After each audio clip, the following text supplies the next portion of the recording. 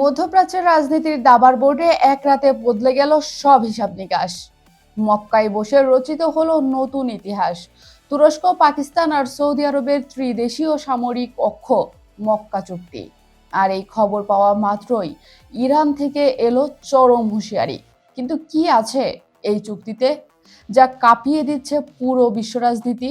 অন্যদিকে ইরানের সরকার পতনের মেগা প্ল্যান ভেস্তে যাওয়ায় মোসাদের নজিরবিহীন বিপর্যয়। বলির পাঠা বানানো হলো কার প্রধানদের? প্রধানমন্ত্রী নেতানিয়াহুকে বাঁচাতে গিয়ে ইসরায়েলি গোয়েন্দা সংস্থায় এখন কোন মহাজর বইছে? আন্তর্জাতিক রাজনীতির এমন বিস্ফোরক সব খবর আর চুলচেরা বিশ্লেষণ নিয়ে আমি মিসকাতুল মোমো সুইটি স্বাগত জানাচ্ছি আজকের খবর সংযোগে। পুরাতন সব সমীকরণ ভেঙে দেওয়া এই ভূ রাজনৈতিক চালের ভেতরের খবর জানতে ভিডিওটি শেষ পর্যন্ত দেখুন।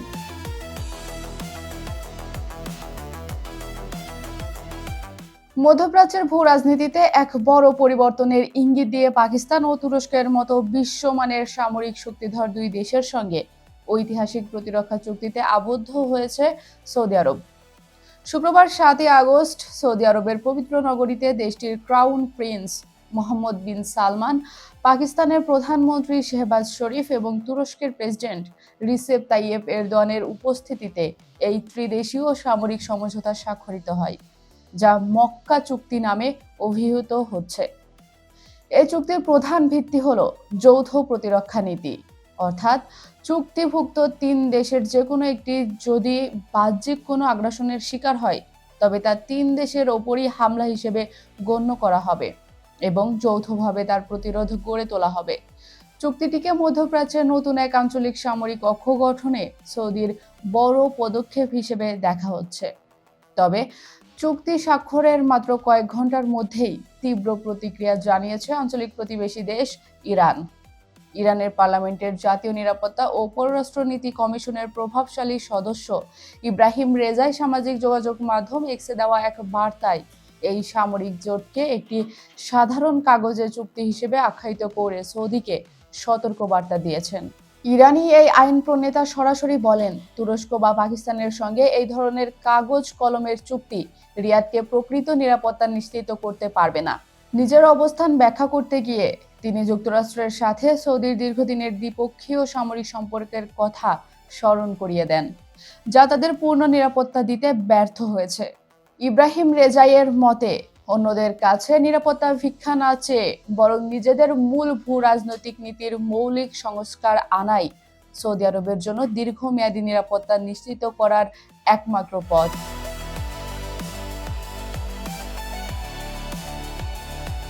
ইরানের বর্তমান সরকারকে ক্ষমতাচ্যুত করার উচ্চাকাঙ্ক্ষী রেজিম চেঞ্জ পরিকল্পনা ব্যর্থ হওয়ার জেরে ইসরায়েলের শীর্ষ গোয়েন্দা সংস্থা মোসাদে বড় ধরনের রদবদল করা হয়েছে। দেশটির সংবাদ মাধ্যম চ্যানেল 12 এর প্রতিবেদনে বলা হয়, ব্যর্থতার দায় টেনে মোসাদের ইরান বিভাগ এবং গোয়েন্দা অধিদপ্তরের প্রধান এই দুই সিনিয়র কর্মকর্তাকে পদ থেকে সরিয়ে দেওয়া হয়েছে। মোসাদ পরিচালক রোমান গোফমানের এই আকস্মিক সিদ্ধান্তে সংস্থার অভ্যন্তরে তীব্র অসন্তোষ ও বিস্ময় ছড়িয়ে পড়েছে। যদিও বরখাস্ত হওয়া কর্মকর্তারা সংস্থার সাথে যুক্ত থাকবেন। গত 2রা জুন সামরিক জীবনের আচরণগত সমালোচনা ও আইনি আপত্তি সত্ত্বেও মোসাদ প্রধান হিসেবে দায়িত্ব নেন রোমান গোফম্যান। ইসরায়েলি দৈনিক হারেজ এর তথ্য অনুযায়ী গোফম্যান পূর্বে প্রধানমন্ত্রী বেনিয়ামিন নেতানিয়াহুর সামরিক সচিব থাকাকালে ইরানের সরকার পরিবর্তনের জোর সমর্থক ছিলেন।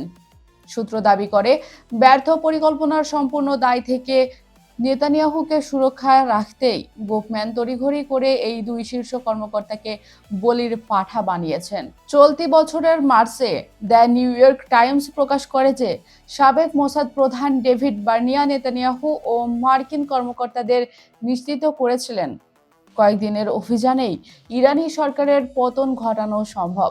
সেই ছকে ছিল কুর্দি বাহিনীর নেতৃত্ব স্থল আক্রমণ এবং মার্কিন ইসরায়েল যৌথ বিমান হামলা। এমনকি ইরানের সাবেক প্রেসিডেন্ট মাহমুদ আহমাদিনেজাদকে সম্ভাব্য নতুন নেতা বানানোর চিন্তা ভাবনাও করা হয়েছিল। তবে ভূরাজনৈতিক সমীকরণ বদলে যায় যখন যুক্তরাষ্ট্রের প্রেসিডেন্ট ডোনাল্ড ট্রাম্প ইরানের ওপর সামরিক হামলা স্থগিত করে কূটনৈতিক আলোচনার ঘোষণা দেন। ট্রাম্পের এই সিদ্ধান্তে ইসরায়েলের মাঝে নতুন আশঙ্কা দেখা দিয়েছে, কারণ সংঘাতে ক্ষতিগ্রস্ত হয়েও ইরান হরমুজ প্রণালীতে কৌশলগত বাড়তি সুবিধা পেয়ে যেতে পারে। ইসরায়েলের জন্য ইরানের পারমাণবিক প্রযুক্তি, ক্ষেপণাস্ত্র ও প্রক্সি গোষ্ঠীগুলো দীর্ঘদিনের নিরাপত্তাহীনতার কারণ হলেও সরকার পতন ঘটানোর চূড়ান্ত সামরিক ও গোয়েন্দা কৌশলটি এভাবে ব্যর্থ হওয়ায় গোফম্যানের নেতৃত্ব এবং নেতানিয়াহুর নীতি বর্তমানে চরম প্রশ্নের মুখে পড়েছে। মক্কার বুক থেকে শুরু হওয়া এই নতুন সামরিক বলয় কি তবে মধ্যপ্রাচ্যের পুরো মানচিত্রটাই বদলে দেবে, নাকি ইরানের এই হুঁশিয়ারি জন্ম দেবে নতুন কোনো মহাযুদ্ধের? অন্যদিকে মোসাদের এই নজিরবিহীন ব্যর্থতা কি তবে নেতানিয়াহুর পতনেরও শেষ ঘন্টা বাজিয়ে দিল?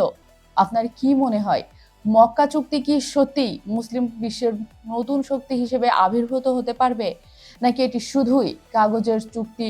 কমেন্ট বক্সে লিখে জানান আপনার মতামত। আন্তর্জাতিক রাজনীতির এমন বিস্ফোরক সব খবর আর নেপথ্যের খেলা সবার আগে জানতে এখনই চ্যানেলটি লাইক, শেয়ার এবং সাবস্ক্রাইব করে খবর সংযোগের সাথেই থাকুন। ভিডিওটি ভালো লাগলে ছড়িয়ে দিন বন্ধুদের মাঝে। আজ এখানেই বিদায় নিচ্ছি, দেখা হবে পরবর্তী ভিডিওতে বিশ্ব রাজনীতির নতুন কোনো উত্তপ্ত সমীকরণ নিয়ে। ততক্ষণ পর্যন্ত সবাই ভালো থাকুন, সতর্ক থাকুন। আল্লাহ হাফিজ।